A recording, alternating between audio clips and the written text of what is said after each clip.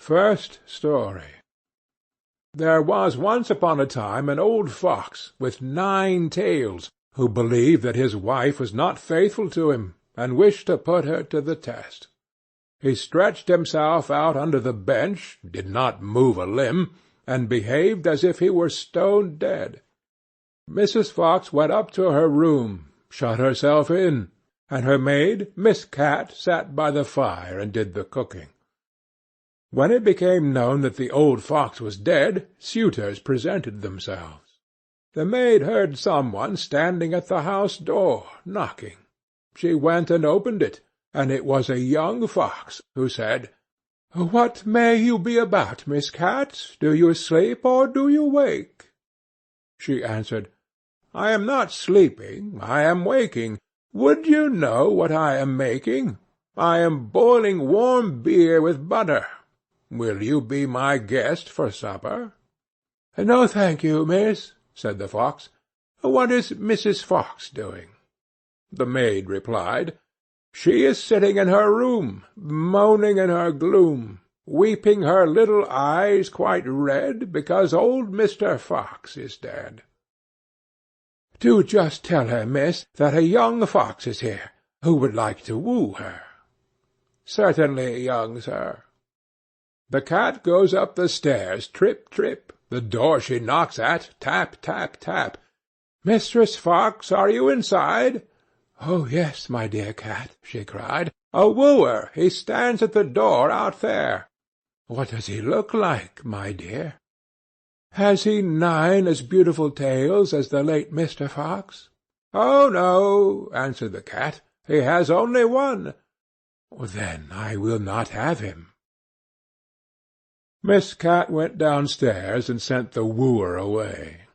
Soon afterwards there was another knock, and another fox was at the door who wished to woo Mrs. Fox. He had 2 tails, but he did not fare better than the first.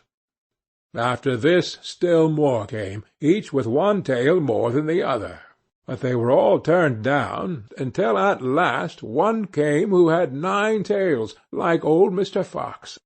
When the widow heard that, she said joyfully to the cat, "Now open the gates and doors all wide, and carry old Mr. Fox outside." But just as the wedding was going to be solemnized, old Mr. Fox stirred under the bench, and cudgelled all the rabble, and drove them and Mrs. Fox out of the house. Second Story. When old Mr. Fox was dead, the wolf came as a suitor, and knocked at the door, and the cat, who was a servant to Mrs. Fox, opened it for him. The wolf greeted her, and said, "Good day, Mrs. Cat of Carrowit. How comes it that alone you sit? What are you making good?" The cat replied, "In milk I'm breaking bread, so sweet. Will you be my guest, and eat?" "No, thank you, Mrs. Cat," answered the wolf. "Is Mrs. Fox not at home?"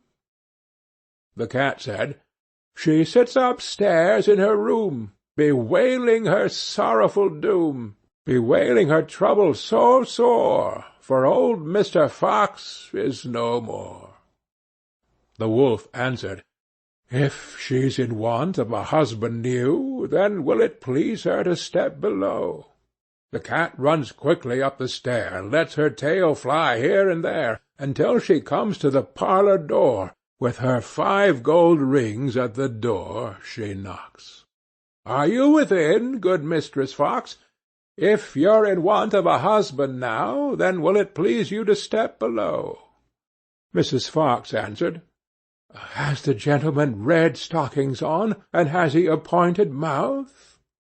"No," answered the cat. "Then he won't do for me." When the wolf was gone, came a dog, a stag, a hare, a bear, a lion, and all the beasts of the field, one after the other.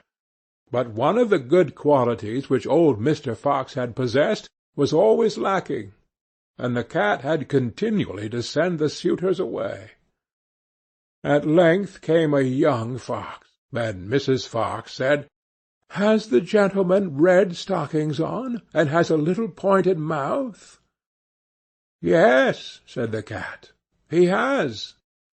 "Then let him come upstairs," said Mrs. Fox, and ordered the servant to prepare the wedding feast.